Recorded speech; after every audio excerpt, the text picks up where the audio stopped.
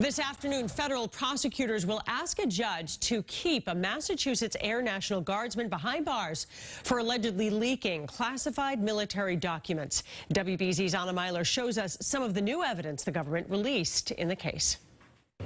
Two of Teixeira's commanders have been suspended and have lost their security clearances following allegations that Teixeira leaked highly classified documents. The 21-year-old is scheduled to appear here in federal court in just about an hour from now, and prosecutors plan to argue that he's a flight risk and should remain behind bars.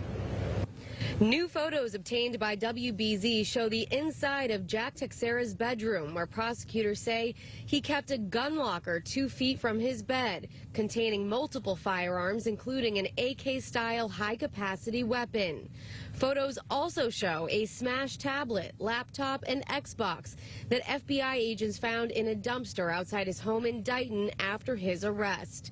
Prosecutors are making the case the 21-year-old Massachusetts Air National Guardsman should be held pending trial. Teixeira is accused of leaking highly classified documents online, including a top-secret document on the status of the Russia-Ukraine conflict.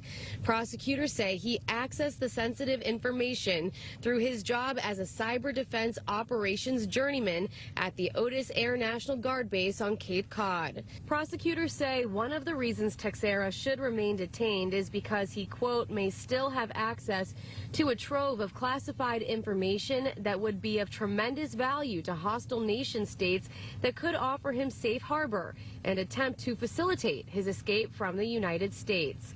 They also argue that he tampered with witnesses, telling members of the online group chat to delete all messages. They also point to a troubling history, writing in court documents that Teixeira was suspended in high school when a classmate overheard him make remarks about weapons, including Molotov cocktails. And that in the social media group chat, he also made violent comments, including that he would kill an expletive ton of people.